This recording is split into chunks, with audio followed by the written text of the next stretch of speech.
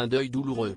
Plus d'un an après la disparition de Gaspard Ulliel, qui avait succombé aux blessures causées par un accident de ski, son ex-compagne et mère de son fils Orso, Gaëlle Pietri, a brisé le silence dans un livre baptisé Le temps de te dire adieu.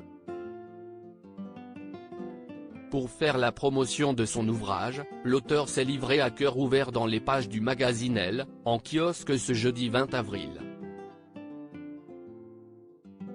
Au cours de l'échange, elle a notamment révélé que les parents de Gaspard Ulliel avaient pris la décision de faire don de ses organes.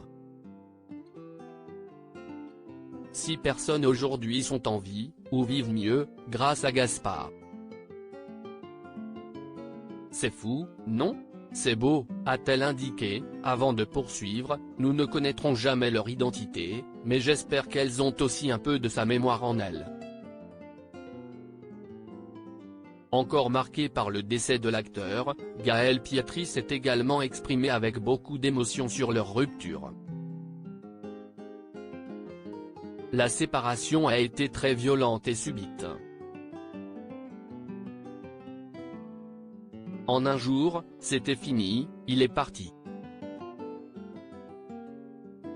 Et tout ce que je craignais en vivant avec un acteur, dont il disait que c'était des clichés, est devenu réalité.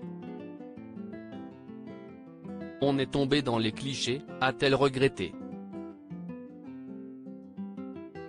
Car, oui, avant de partager la vie du comédien, la maman d'Orso était sceptique.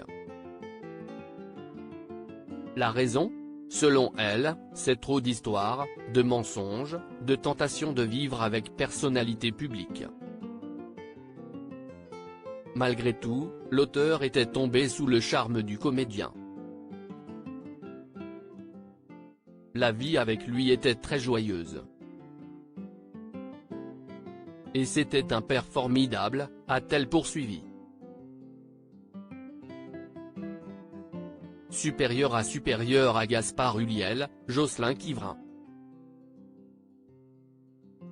Ces stars décédées très jeunes. Gaëlle Pietri en deuil, l'écriture a été très salutaire même s'ils étaient séparés, le décès de Gaspard Ulliel a été un véritable choc pour Gaëlle Pietri.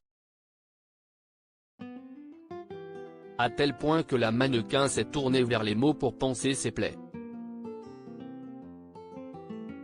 J'ai commencé à écrire après la mort de Gaspard, des notes prises dans la sidération et la colère, que, quelques mois plus tard, j'ai eu envie de transformer en une lettre, a-t-elle indiqué lors de son entretien avec Elle. L'écriture a été très salutaire, a-t-elle conclu en évoquant son ouvrage, Le temps de te dire adieu, qui sera disponible le 26 avril prochain aux éditions Grasset. Article écrit en collaboration avec 6 médias. Crédit photo, Olivier Borde.